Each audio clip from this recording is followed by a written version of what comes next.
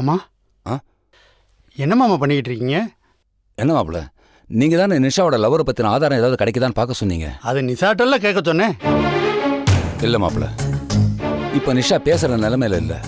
அவளுக்கு தூக்க மாத்திரை கொடுத்து என் பெட்ரூமில் தூங்க வச்சுருக்கேன். இந்த ரூமில் தேடுறது வேஸ்ட் மாமா. ஆல்ரெடி நான் எல்லாம் தரவாக செக் பண்ணிட்டேன். நீங்கள் ஃபுல்லாக செக் பண்ணியிருப்பீங்க, ஆனால் டேபிளுக்கு பின்னாடி செக் பண்ணீங்களா? பின்னாலயா? பின்னால எதுக்கு? இல்லை மாப்பிள்ள, பாட்னாவில் நம்ம டைமண்ட் பிஸ்னஸ் பண்ணுறோம். சரி. அங்கே அடிக்கடி ரெய்டு வரும். அப்போ முக்கியமான டாக்குமெண்ட்ஸ் எல்லாம் ஒரு கவரில் போட்டு டேபிளுக்கு பின்னாடி செல்லோ டேப் போட்டு ஒட்டி வச்சிருவோம். அப்புறம் ரெய்டு முடிஞ்சு போனப்புறம் எல்லாத்தையும் எடுத்துருவோம். இந்த பழக்கம் நிஷாவுக்கு நல்லா தெரியும். சரி. ஒருவேளை அவளும் இந்த மாதிரி ஏதாவது இங்கே ஒட்டி வச்சிருக்காளான்னு பார்க்கலான்னு தான். பாருங்க மாப்பிள்ள, மாமா இங்கே ஏதோ கவர் இருக்கு மாப்பிள்ள, பார்த்தீங்களா?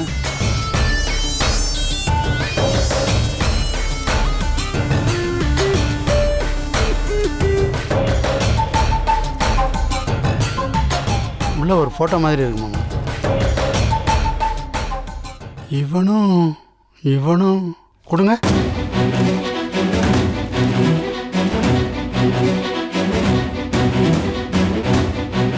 இது பிடிக்குமா?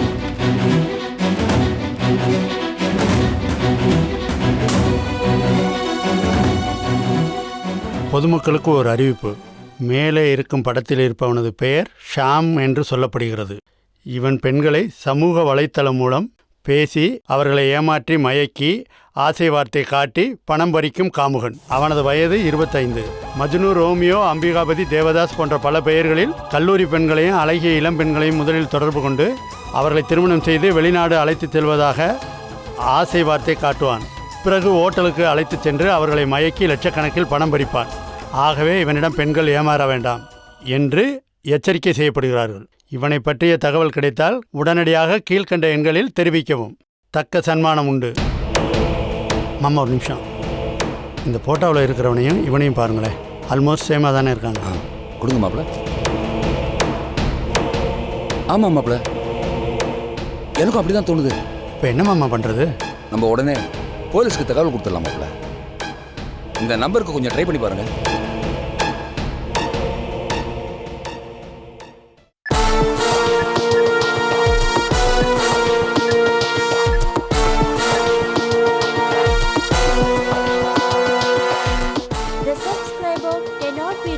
மாமா நாட் ரீச்சபிள்னு வருது. நம்ம நேரம் போக வேண்டியதான் மாப்பிள்ள, வேற வழி இல்லை. போலீஸ்க்கா? ஆமாம் மாப்பிள்ள, உடனே ஏசியை நேரம் சந்திச்சு தகவலை சொல்லிட வேண்டியதுதான். ஏன் மாப்பிள்ள தயங்குறீங்க? ஏதாவது பிரச்சனையா? அதெல்லாம் ஒன்றும் இல்லை. இருந்தாலும் நீங்கள் வரலைனாலும் பரவாயில்ல மாப்பிள்ள, நான் வேணா நேரில் போய் பார்த்து போலீஸில் சொல்லிடுறேன். இல்லை மாமா, நானும் வரேன். 2 பேருமே போகலாம். சரி மாப்பிள்ள, இதெல்லாம் பத்திரமா வச்சுக்கோங்க. நாளை காலையில் நேரில் போயிடலாம். ஓகே மாமா.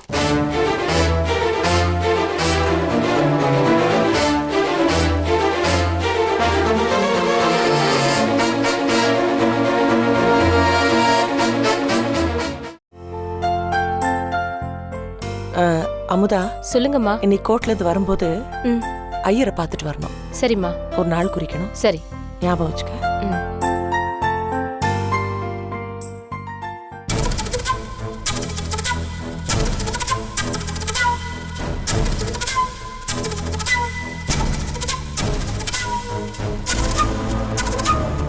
என்னம்மா அது? இந்த குழந்தை சொட்டரை 2 நாள் அவ பின்னிக்கிட்டு இருக்கா. அம்மா பின்னிட்டாங்க. பின்னினதை பிரிச்சுட்டு இருந்தாங்கம்மா. பிரிச்சுட்டு இருந்தாளா? எதுக்கா பிரிச்சாளா? கேட்டதுக்கு உன் வேலையை பாரு அப்படின்ட்டாங்கம்மா. அது மட்டும் இல்லம்மா, 2 நாளா அண்ணி சரியா சாப்பிட கூட இல்லம்மா. டேப்லெட்ஸ் கூட சரியா எடுத்துக்கிறது இல்லம்மா. வணக்கம் மேடம். வணக்கம் மிஸ்டர் கேசவன். வாங்க வாங்க உட்காருங்க. உட்கார் ப்ளீஸ். அமுதா அதை எடுத்துட்டு போமா, உள்ள எடுத்துட்டு போ. எப்படி இருக்கீங்க? நல்லா இருக்கும் மேடம். தெரியுது, ரொம்ப சந்தோஷமா இருக்கீங்கன்னு தெரியுது. ஒருத்தருக்கு ஒருத்தர் மனஸ்தாபம் ஏற்பட்டு விவாகரத்து வரைக்கும் போனோம் மேடம். உங்களால தான் நாங்கள் இப்போ சந்தோஷமா இருக்கோம். ஆமாம் மேடம், நீங்கள் சொன்ன அறிவுரை தான் நாங்கள் மறுபடியும் உட்காந்து பேசி ஒரு நல்ல முடிவு எடுக்கிறதுக்கு ரொம்ப உதவியாக இருந்துச்சு. அதனால தான் நாங்கள் 2 பேரும் மறுபடியும் ஒன்று சேர்ந்தோம். இதை நாங்கள் என்றைக்குமே மறக்க மாட்டோம் மேடம். ஒரு விஷயத்த உடைக்கிறது ரொம்ப ஈஸிப்பா, உருவாக்குறது தான் கஷ்டம். அடுத்தவங்களுக்கு மட்டும்தான் அட்வைஸா?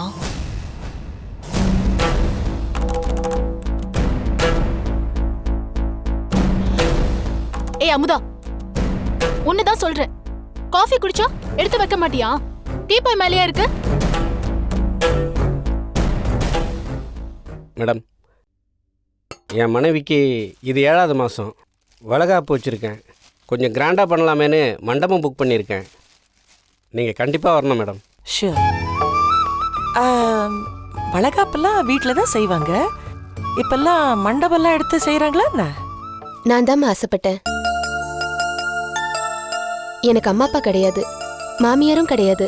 அவங்க எல்லாம் இருந்திருந்தா எனக்கு எந்த குறையும் தெரிஞ்சிருக்காது. எனக்கு நல்லபடியா குழந்தை பிறக்கணும்னா என் அம்மா ஸ்தானத்துல இருந்து ஒரு 7-8 சுமங்கலி பொண்ணுங்க வந்து வாழ்த்துனா தானமா உண்டு.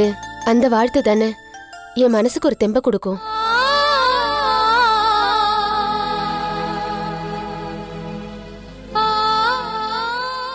அதான் மேடம், கிராண்டாக பண்ணுறோம். நீங்கள் அவசியம் வரணும். வரேன். சரிங்க மேடம், நாங்கள் கிளம்புறோம். மேடம், அவசியம் நீங்கள் வரணும். வரேங்க. அமுதா, நீங்களும் இதை கட்டாயமா வாங்கிக்கமா? வந்துடணும். நீங்க எங்க வளக்காப்புக்கு வந்தாதான் நாங்களும் உங்க வளக்காப்புக்கு வருவோம். எங்களையும் கூப்பிடுவீங்கல்ல? கண்டிப்பா. சரிங்க அப்ப மேடம், நாங்க அப்ப நாங்க கிளம்புறோம். போயிட்டு வாங்க. வரோமா? ஆ, வா.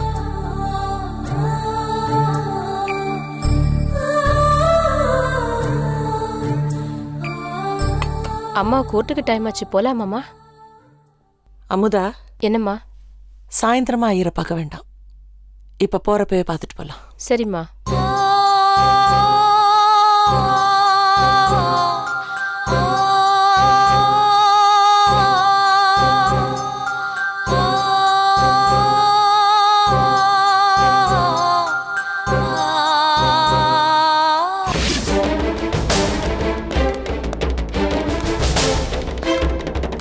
Good morning sir. Good morning. உட்காருங்க. Thank you sir. சொல்லுங்க, என்ன விஷயம்? ஏசி சார்கிட்ட கம்ப்ளைண்ட் கொடுக்கணும். ஓஹோ, அசிஸ்டன்ட் கமிஷனர் தான் கம்ப்ளைண்ட் கொடுப்பீங்களா? என்ன பார்த்தா போலீஸா தெரியலையா? சார், தயவு செஞ்சு தப்பாக நினச்சிக்காதீங்க சார். என் பொண்ணை ஒரு அயோக்கியம் ஏமாற்றிட்டு ஓடிட்டான். அதான் புகார் கொடுத்துட்டு போகலான்னு வந்தோம். இந்த மாதிரி புகார்லாம் நாங்கள் தான் சார் டீல் பண்ணணும். ஏசியெல்லாம் அதை டீல் பண்ண மாட்டாரு. அப்போ உங்கள் ஏசி இதை டீல் பண்ணுவாரா?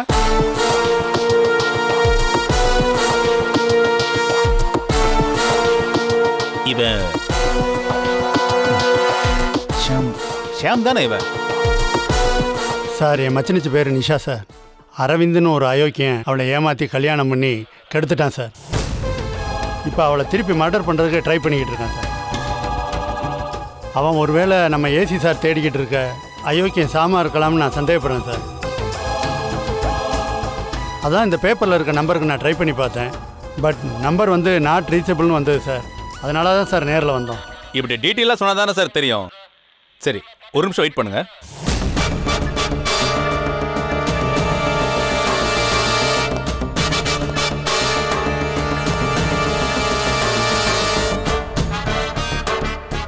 சார், சொல்லுங்க மோகன். Good morning sir. Morning. Sir, உங்களை தேடி 2 பேர் வந்திருக்காங்க. யாரு?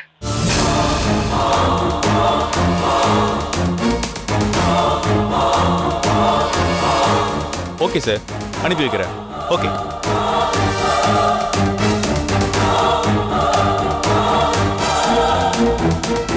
சார், நான் சண்முக சார்ட்ட எல்லா விஷயத்தையும் பேசிட்டேன். அவர் இமிடியேட்டாக உங்கள் 2 பேரையும் வீட்டுக்கு வர சொன்னார். Okay sir. செல்வகுமார் சார், சொல்லுங்க சார். இவங்க 2 பேர்கிட்டையும் ஃபோன் நம்பர் அட்ரஸ்லாம் வாங்கிட்டு சரி சார். இவங்க 2 பேரையும் சண்முக சார் வீட்டுக்கு ஓகே கூட்டிட்டு சார். போங்க. ஓகே, வாங்க சார், போலாம். போங்க சார். ரொம்ப தேங்க்ஸ் சார். வரேன் சார். ஓகே.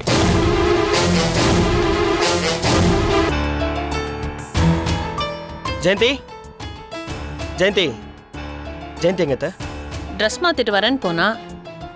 எவ்வளோ நேரத்தை லேட் ஆகுது? இன்னைக்கு அவ்வளோ ஒரு பெரிய நியூரோ டாக்டர் கிட்ட கூட்டு போகிறதுக்காக அப்பாயின்மெண்ட் வாங்கி வச்சிருக்கேன். அவரு வேற பிரான்ஸ்லேருந்து வந்திருக்காரு. இன்னைக்கு விட்டாச்சுன்னா திரும்ப அவர் பார்க்கறதுக்கு 6 மாதம் ஆகும். ஜெயந்தி, ஜெயந்தி, தாஜ்மஹால் கூட சீக்கிரம் கட்டிட்டாங்க. ஒரு புடவை கட்டிட்டு வரதுக்கு இவ்வளோ நேரம் ஆகுது. மாப்பிள்ள என்னன்னு போய் பாருங்க. போங்க. ஜெயந்தி, ஜெயந்தி,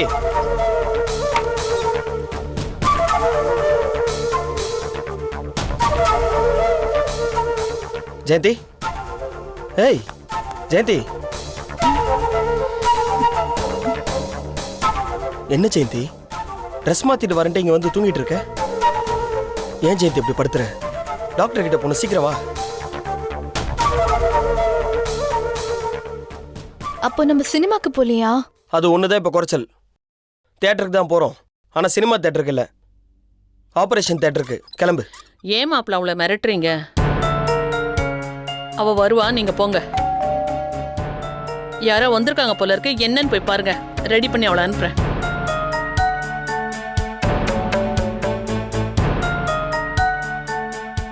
வாங்க.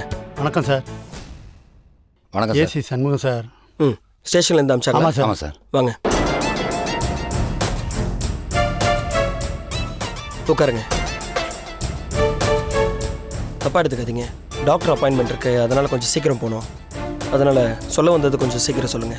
சார் இவர் என் ஃபாதர் இல்லை, பாட்னாவில் டைமண்ட் பிஸ்னஸ் பண்ணிட்டு இருக்காரு. இவர் பொண்ணு பேர் நிஷா. அவளை ஒருத்தன் ஏமாற்றி லவ் பண்ணுறேன்னு சொல்லி இங்கே சென்னை கூட்டிகிட்டு வந்துட்டான். கூட்டிகிட்டு வந்து கல்யாணம் பண்ணி நாசம் பண்ணிட்டான். இப்போ அவங்களுக்கு மனநிலை கூட சரியில்லை. சார், இது வரைக்கும் அவளை ஏமாத்தினவனை பற்றி எந்த தகவலும் கிடைக்கல. ஆனால் நேற்றுக்கு வீட்டில் ஃபுல்லாக செக் பண்ண போது ஒரு ஃபோட்டோவும் ஒரு பேப்பர் கட்டிங்கும் கிடச்சிது. இதை பாருங்க.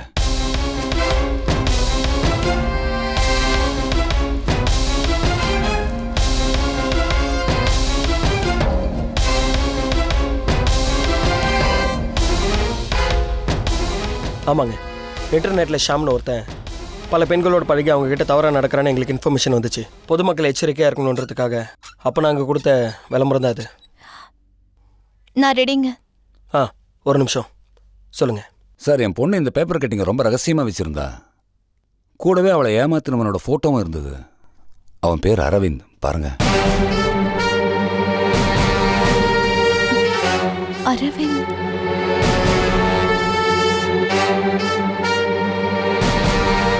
அந்த அரவிந்தும் நீங்கள் தேடுற ஷாமும் ஒரே ஆளாக இருப்பாங்களோன்னு எனக்கு என்னமோ டவுட்டாக இருக்குது சார். சார், அந்த அரவிந்த் ஒரு பொறுக்கி சார். என் பொண்ணோட வாழ்க்கையை கெடுத்துட்டான் சார். அவன் மேலே ஆக்ஷன் எடுக்கணும் சார். அந்த அரவிந்த சும்மா விடக்கூடாது சார். இவனை எங்கேயோ நான் பார்த்துருக்கேனே. அரவிந்த்?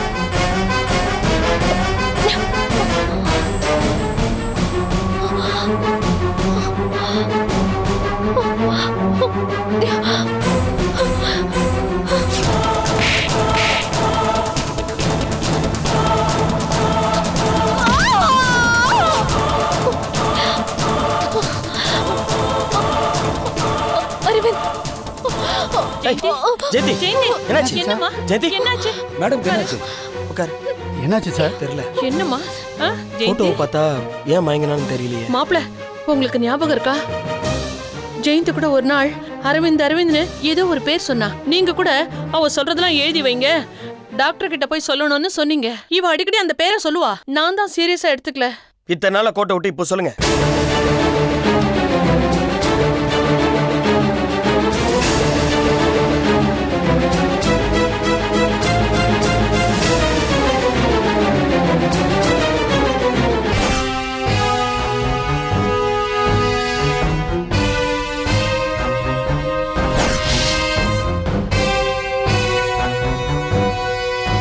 நான் கூட இவனை ஒரு தூரம் கோயிலில் பார்த்துருக்கேன். ஜெயந்தியே பார்த்துட்டு இருந்தான். மாப்பிள்ள, அந்த போட்டோ காமிங்க.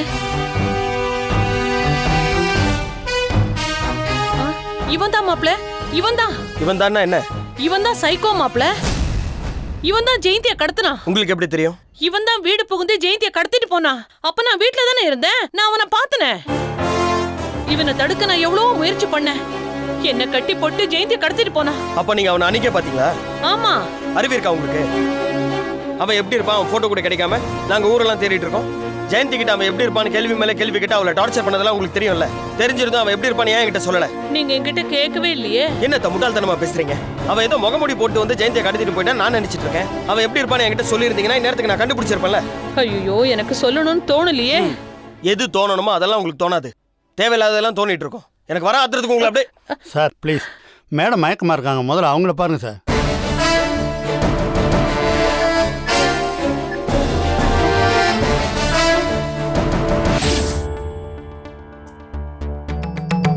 என்னடி ஏன் டல்லா உட்காந்துருக்க? மூடே சரியில்லை அண்ணி. ஓ, மூடு சரியில்லையா? ம். சரி, நான் ஒரு கேள்வி கேக்குறேன், நீ பதில் சொல்றியா? ம். வெறும் வயித்துல நீ எத்தனை சப்பாத்தி சாப்பிடுவ? நான் ஒரு 3 சப்பாத்தி சாப்பிடுவேன். அசடு. வெறும் வயித்துல ஒரு சப்பாத்தி தான் சாப்பிட முடியும். 2வது சப்பாத்தி சாப்பிடும்போது அது வெறும் வயிறா இருக்காது. அச்சச்சோ, ஆமால்ல. இப்ப மூடு சரியாயிடுச்சா? சரியாயிடுச்சு அண்ணி.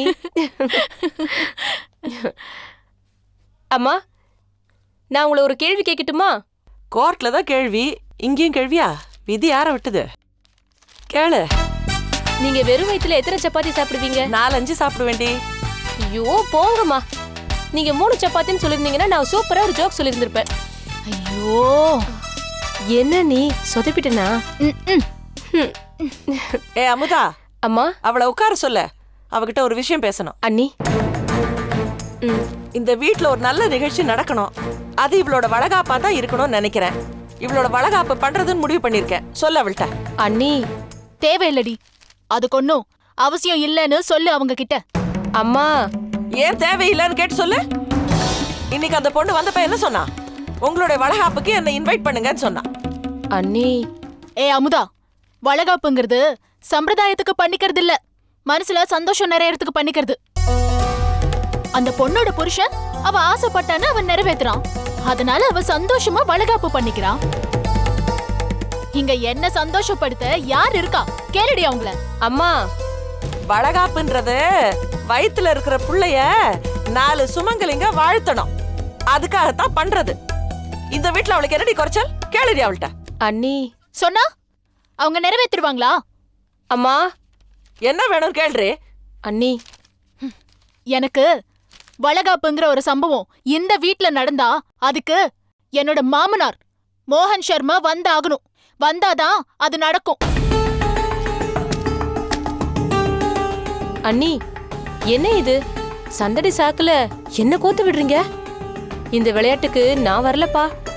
நான் எப்படி சொல்லுவேன்? தைரியமா சொல்லுடி. இத பாருங்க அண்ணி, ஒரு யானையோட உதைய இன்னொரு யானை தான் தாங்க முடியும். கூட சேர்ந்து நான் வாங்கினா சட்னி ஆயிடுவேன். அப்போ எதுக்குடி இந்த வளகாப்புங்கிற பேச்சு? அவங்களுக்கு அவ்ளோ ஈகோ இருக்கா? செத்து போன என் புருஷன் உயிரோட இருந்திருந்தா இது தாண்டி சொல்லிருப்பாரு. ஒரு புள்ள தச்சி பொண்ணு நான் ஆசைப்படுறேன்னு கூட நினைக்காம அப்படி என்ன அழுத்தம் அவங்களுக்கு? இந்த பார், என் மாமனார் வந்தா வளகாப்பு, இல்லனா எனக்கு எந்த காப்பும் தேவையில்லை. ஏய் அம்மா. அமுதா, சொல்லு. வளகாப்பு கேன்சல். ரொம்ப சந்தோஷம். இது பார், உங்க அம்மா இத்தனை நாள் எனக்கு அத்தையா இருந்தாங்க, இப்போ மாமியாரா இருக்காங்க. நேரம் கிடைக்கும் போது உங்க அம்மா கிட்ட சொல்லு. இப்பவே எல்லா காதுல விழுந்துருச்சு. அட பாவிகளா, கொஞ்சம் மூட் அவுட்டா இருந்தேன், இப்ப ஒரேடியா மூட் அவுட் ஆக்கிட்டாங்களே.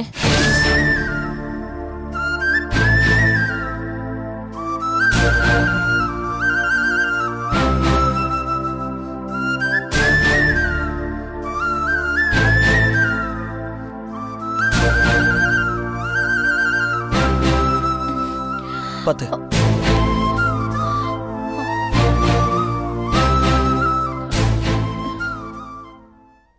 இப்ப எப்படிமா இருக்கு? என்ன செய்து? அது எனக்கு என்னாச்சு? இந்த போட்டோவை பார்த்ததும் மயங்கி விழுந்துட்டீங்க.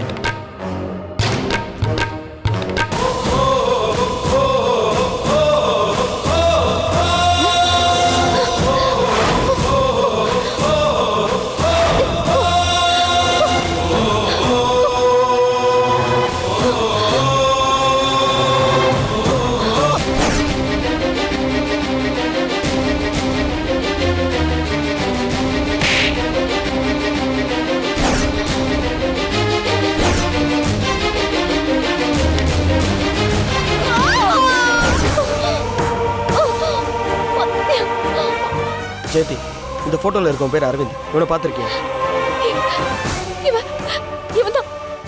இவன் தாங்க எனக்கு கடத்திட்டு போனா. என்ன கட்டி வச்சு கொடுமைப்படுத்தினா. இவன் தாங்க. ஜெயந்தி, இவன் தான். கடைசியா எனக்கு கார் ஓட்டிட்டு பிடிச்சு தள்ளி விட்டதும் என் தலையில ஏதோ மோதினது ஞாபகம் இருக்கு. அதுக்கப்புறம் எனக்கு எதுவுமே ஞாபகம் இல்ல. Relax relax Jayanthi relax. இதுக்கு மேல அவங்கள கேட்டா ரொம்ப ஸ்ட்ரெஸ் ஆயிடுவாங்க. அவங்க ரொம்ப வீக்கா இருக்காங்க. அதனால உடனே அட்மிட் பண்றது பெட்டர். என் ஒய்ஃப்க்கு அம்னிஷன் சொன்னீங்களே, மெடிக்கல் மிராக்கிள்ஸ் ஆல்வேஸ் ஹேப்பன். உங்க மனைவிக்கு பழைய சம்பவங்கள் ஞாபகத்துக்கு வந்திருக்கு. இருந்தாலும் முறைப்படி அட்மிட் பண்ணி ட்ரீட்மெண்ட் கொடுக்கறது நல்லது. இனிமே அவங்கள பத்தி நீங்க கவலைப்பட வேண்டாம். அவங்க குணமாயிட்டாங்கன்னே நினைச்சுக்கோங்க. Okay doctor. ஜெயந்தி, கூடிய சீக்கிரம் நீ நார்மல் லைஃபுக்கு வந்துருவ. பாய்ஸ் சார், இவங்களை பத்திரமா ஹாஸ்பிட்டல் கூட்டு போங்க. Okay sir. எழுந்திருமா. வா.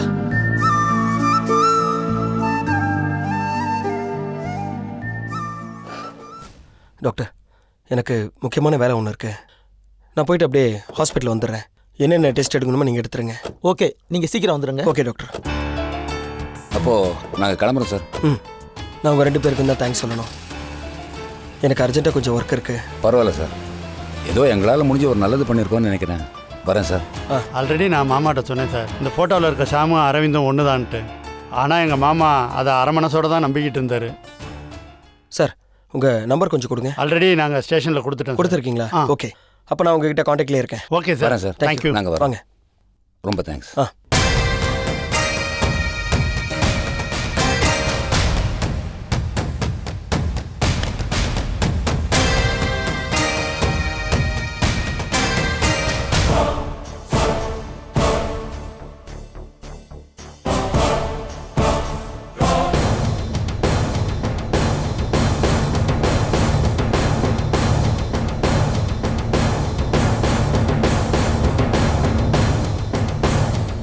சார், இவன் தான் இத்தனை நாளாக நம்ம தேடிட்டு இருந்த சாம்.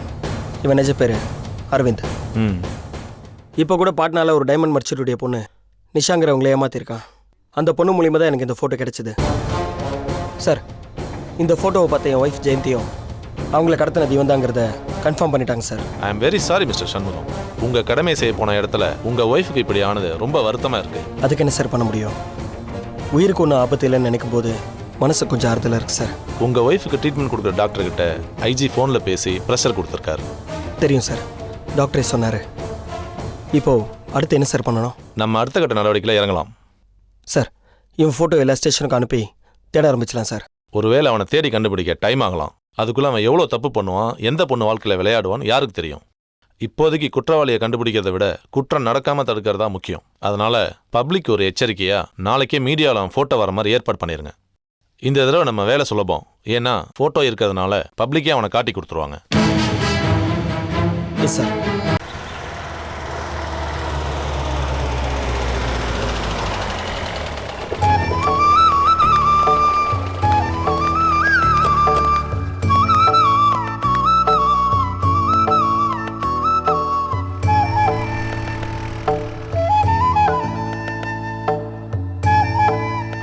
வாமா ஜெயந்தி. அம்மா,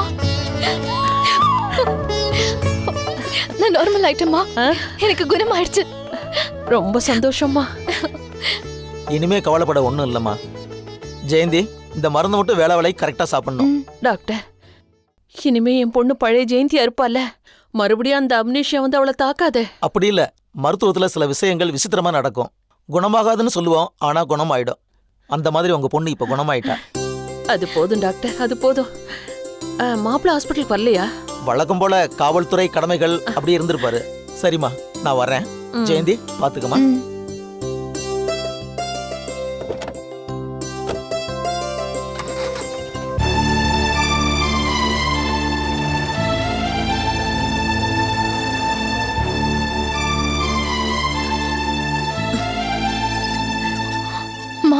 சொல்லுமா ஜெயந்தி.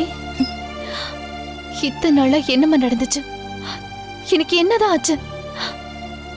நான் உங்க எல்லாரையும் படுத்திட்டேனா? அதை ஏண்டி கேக்குற? எனக்கு மட்டும் கால் நல்லா இருந்ததுன்னு வெயி, இந்நேரம் நீ படுத்தின பாட்டுக்கு இந்த ஊரை விட்டே ஓடி இருப்பேன். மாப்பிள்ள தாண்டி பாவம். இப்படி ஒரு பொறுமையான புருஷன் கிடைக்கிறதுக்கு நீ ரொம்ப கொடுத்து வச்சிருக்கணும்மா. அவரை ரொம்ப படுத்திட்டேனாமா? அதை ஏன் கேக்குற? உன்னை கடத்தின சைக்கோ கூட அவர் அந்த கஷ்டப்படுத்தல. பாவம் அவரு. நான் என்னெல்லாம் பண்ணேன்னு டாக்டர் சொன்னாரு. சரி, போனது போட்டும் விட்டுடு. மாப்பிள்ளைய கொஞ்ச நாள் லீவ் போட சொல்லிட்டு 2 பேரும் ஊட்டி கொடைக்கானல்னு போயிட்டு வாங்க. சந்தோஷத்துக்கு கொஞ்ச நாள் ஒதுக்குங்க. கூடிய சீக்கிரமே எனக்கு ஒரு பேரனோ பேத்தியோ பெத்து கொடுங்க. அம்மா, அவர் வந்துட்டாரு. நான் உள்ள இருக்கேன். ஜெயந்தி, என்னம்மா என்னாச்சு? ஒன்றும் இல்லைம்மா, காலையில் ஹாஸ்பிட்டலில் இன்ஜெக்ஷன்லாம் போட்டாங்களா, அதான் கொஞ்சம் டயர்டாக இருக்கு. நான் போய் உள்ள ரெஸ்ட் எடுத்துக்கிறேன். பார்த்து போமா, பார்த்து போ.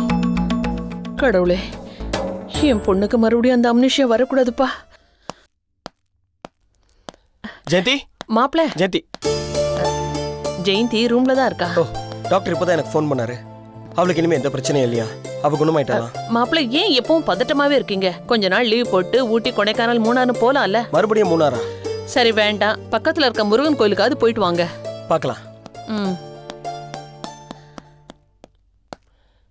ஏய் ஜெயந்தி, எப்படி இருக்க? நீ குணமாயிட்டேன்னு டாக்டர் என்கிட்ட சொன்னாரு. ஜெயந்தி, எடுறா கைய, எடுறா கைய. யாரா நீ? எதுக்கு ஏன் மேல கை வைக்கிற? என்னாச்சு? என்ன ஜெயந்தி இப்படி பேசுற?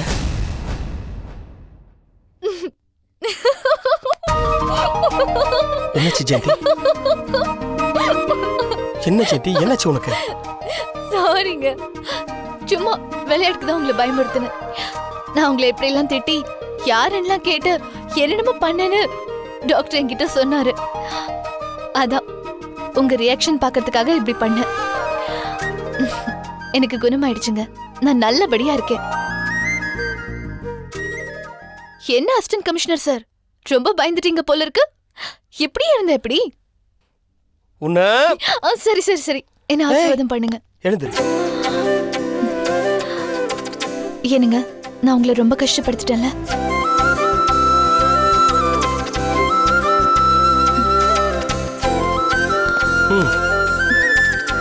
இனிமே நான் உங்களுக்கு ஒரு நல்ல மனைவியா இருப்பேன்.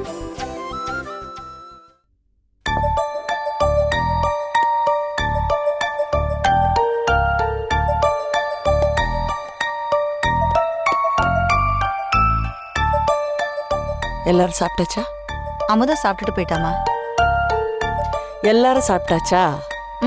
நான் சாப்பிட்டேம்மா. எல்லாரும் சாப்பிட்டாச்சா ஜெயஸ்ரீ? பூஜா இன்னும் சாப்பிடலம்மா. ஏ? உங்களை தான் கேட்கணும். என்னையா? ஆமாம்மா, நேத்துல இருந்து அவ சரியா டிஃபன் சாப்பிடல. இன்னைக்கு மாத்திரையே சாப்பிடல. என்ன நினைச்சிட்டு இருக்கா உங்க பொண்ணு? இப்படிலாம் மிரட்டினா நான் பயந்துருவேனா? அது யாருக்குங்க தெரியும்? சில சமயம் மனுஷன் மரணத்துக்கு கூட பயப்படுறதில்ல. சில சமயம் மதம் பிடிச்ச யானை 6 அடி அங்குசத்துக்கே பயப்படுறதில்ல. நான் என்ன கேக்குறேன், நீங்க என்ன சொல்லிட்டு இருக்கீங்க? உங்க பொண்ணு பண்ற முரண்டுக்கெல்லாம் நான் பயந்துருவேனா? அதென்ன திடீர்னு உங்க பொண்ணுன்னு? சரி, பூஜா. அதென்ன பூஜா? சரி, என் மருமக பூஜா. அவ ஏதா சொன்னா அது அப்படியே வேத வாக்கா எடுத்துக்கிட்டு நான் அப்படியே செஞ்சிடணும் இல்லையா? சாப்பாடு சாப்பிடல, மாத்திரை சாப்பிடல, எனக்கு என்ன? அவ உடம்பு, அவ பிள்ளை. நான் சாப்பிடுவேன். ஒண்ணு கூட வைங்க, எனக்கு தெம்பு வேணும். நான் சாப்பிடுவேன். அந்த தேங்காய் பாலை ஊத்துங்க, நான் சாப்பிடணும். எனக்குன்னு சில சட்ட திட்டங்கள்லாம் வச்சிட்டு இருக்கேன். நான் ஒரு வரமுறையில, ஒரு ஒழுக்கத்துல வாழ்ந்துட்டு இருக்கேன். எனக்கு இப்படித்தான் வாழணும்னு பாலிசி, ஒரு கட்டுப்பாடு வச்சிட்டு இருக்கேன். அதை நான் தாண்ட மாட்டேன். யாராவது அந்த எல்லையை தாண்டுறாங்கன்னா அதை விடவும் மாட்டேன். நான் ஏன் பட்டினியா இருக்கணும்? நான் சாப்பிடுறேன். ஐயோ, தண்ணி குடிங்கம்மா. எனக்கு நிறைய பலம் வேணும். நான் சாப்பிடுறேன். ஊத்துங்க, அட ஊத்துங்கம்மா. சாப்பிட மாட்டான், மாத்திரையை சாப்பிட மாட்டான். எனக்கு அந்த ஆளுக்கு நடுவில் இவன் ஏன் தலையிடுறா? 15 வயசு பையன் அருள் விட்டு போயிட்டாரு. அந்த பொண்ணு அவன்தான் தூக்கு தண்டனை, பச்சை புள்ள தூக்கு தண்டனை வாங்கி கொடுக்கறதா இருந்தாரு. நான் காப்பாத்தினேன். சொல்லுங்க, நான் என்ன தப்பு பண்ணேன்? மனிதாபிமானத்தோடு இருந்தது தப்பா? சட்டத்துக்கு மரியாதை கொடுத்தது தப்பா? இல்ல நீதி ஜெயிக்கணும்னு நினைச்சதுதான் தப்பா? நான் என்ன தப்பு பண்ணேன் ஜெயஸ்ரீ? சொல்லுங்க.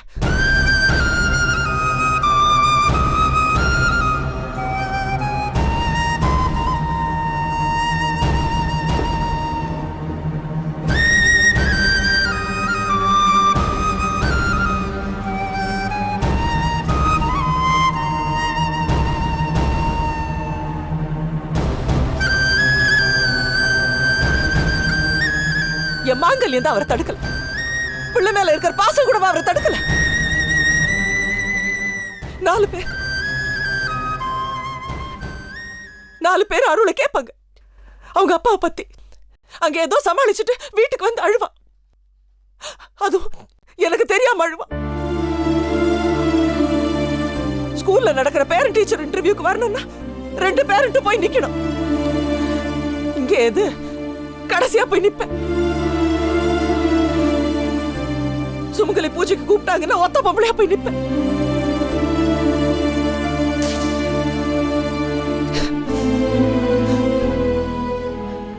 புருஷன் இல்லாம வாழற வாழ்க்கை கஷ்டம்தான். ஆனா புருஷன் இருந்தும் இல்லாம வாழற வாழ்க்கை ரொம்ப கொடுமை ஜெயஸ்ரீ. அந்த கொடுமையை அனுபவிச்சதான் தெரியும்.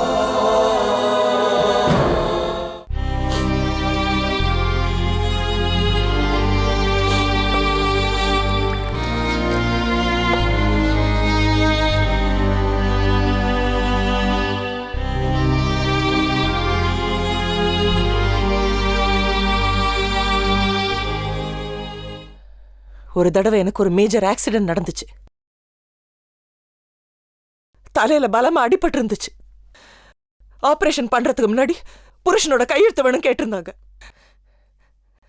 அந்த ரத்த விளாரி நிலைமையில அவர் போன் நம்பரை கொடுத்திருக்கேன். போன் பண்ணா ராங் நம்பர் சொல்லிட்டாரு.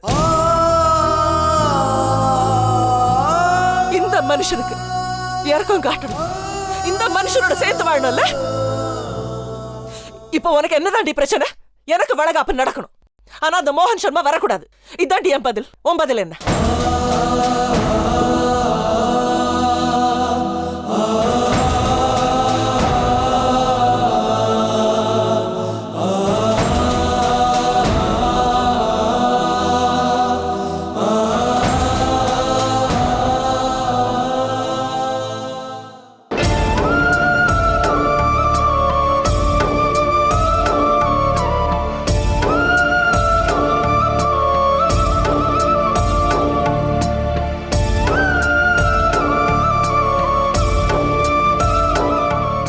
உதைக்கிறானா?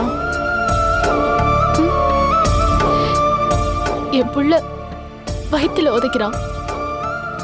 என் மாமியார் நெஞ்சில உதைக்கிறாங்க. நீங்க சொன்னதில்ல நான் ஒத்துக்கிறேன். மாமா கெட்டவன், அயோக்கிய, கிரிமினல் எல்லாத்தையும் ஒத்துக்கிறேன். நீங்க ஏன் சட்டம் படிச்சீங்க? ஏன் தப்பு செய்யறவங்களுக்கும் குற்றவாளிகளுக்கும் வாதாடுறீங்க? தப்பு செய்யறவங்களாம் திருந்தணும், நல்லவங்கள மாறணும்னு தானே. அப்படின்னா முதல்ல அத உங்க புருஷன் கிட்ட இருந்து ஆரம்பிங்க. நீங்க படிச்ச சட்டத்தை முதல்ல உங்களுக்கு செயல்படுத்துங்க. முதல்ல உங்க புருஷனை திருத்துங்க. அவருக்கு நீங்க ஒரு வாய்ப்பு கொடுங்க. அதுக்கப்புறம் ஊர்ல இருக்கிற கிரிமினல்ஸ் எல்லாம் நீங்க திருத்தலாம். ஏன் வளகாப்பு பத்தி நீங்க என்ன முடிவு பண்றது? நான் சொல்றேன், ஏன் வளகாப்பு நடக்கும். என் மாமனார் வருவாரு. அது ஒரு நல்ல ஆரம்பமா இருக்கும். முடியாதுன்னு நீங்க என்ன சொல்றது? நான் சொல்றேன், அத்தை, இனிமே இந்த ஜன்மத்துல நீங்க நினைச்சாலும் நான் நினைச்சாலும் உங்க பிள்ளையால எனக்கு புள்ள பாக்கியம் கிடைக்காது. நீங்க இத குழந்தையா பாக்குறீங்க. ஆனா நான் இத உங்க புள்ளையா பாக்குறேன். உங்க புள்ளைய நான் நல்லபடியா பெத்தெடுக்கணும், நல்லபடியா பெத்தெடுக்கணும் அத்தை.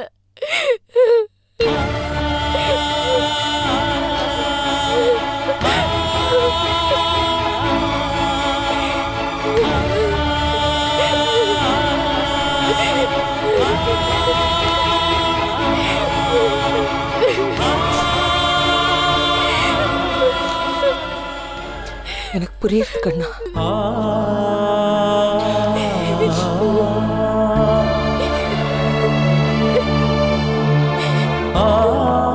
நீ ஜெயிச்சிட்ட. எப்போ நீ இந்த வார்த்தையை சொன்னியோ, இதுக்கு மேல கடவுள் விட்ட வழி.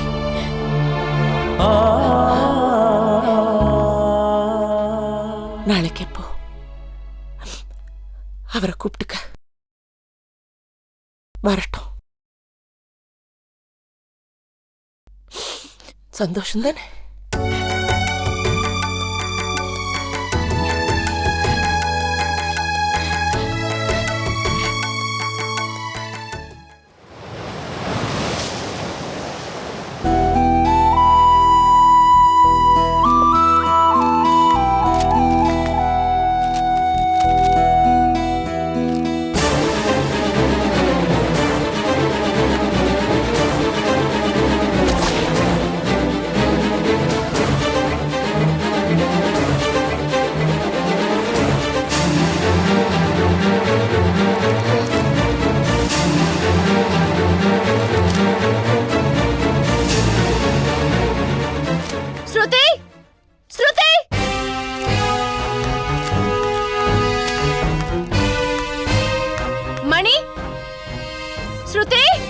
என்ன? எதுக்கு இப்ப இப்படி கத்திட்டு இருக்க? சொல்றேன் மணி. வரே. என்னங்க? இருங்க. என்னாச்சு? தெரியல. பாரு உங்க அண்ணனை.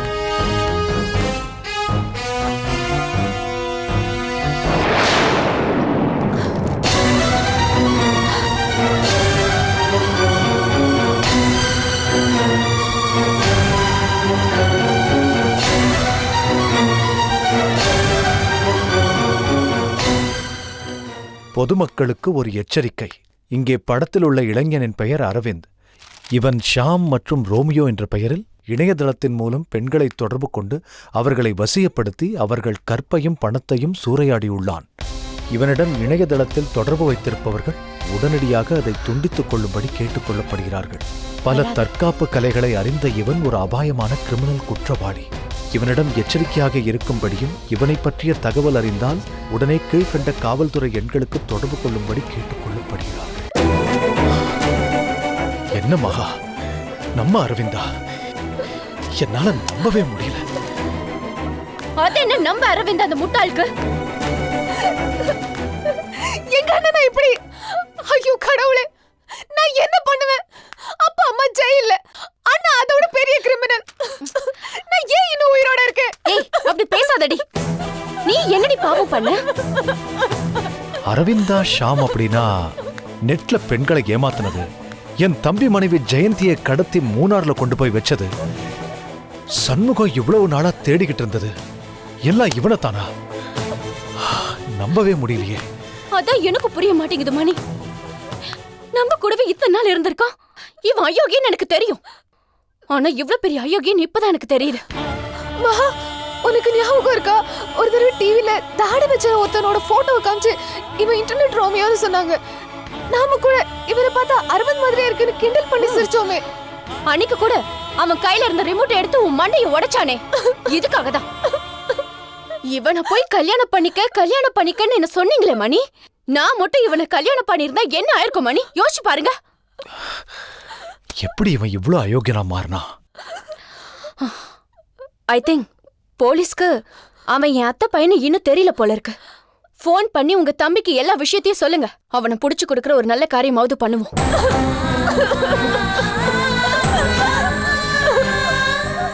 ஏண்டி அழற? ஸ்ருதி அழாதடி. உங்க அண்ணனை காட்டி கொடுக்கறத தவிர நம்ம கிட்ட வேற வழியே இல்ல. அதுவும் இல்லாம ஏகப்பட்ட பொண்ணுங்க வாழ்க்கையில அவன் விளையாடி இருக்கான். ஏய் ஸ்ருதி, அவளை போய் சமாதானப்படுத்துங்க. ஏதாவது தப்பான முடிவு எடுத்துட போறா. நீங்க ஃபோன் பண்ணுங்க.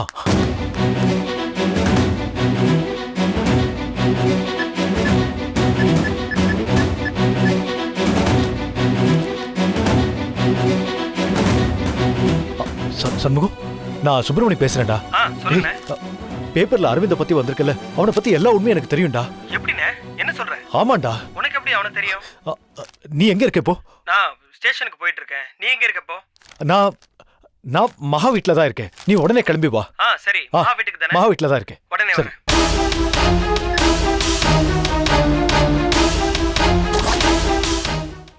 Catch us on TV, Thandivan app, thandivan.com and YouTube.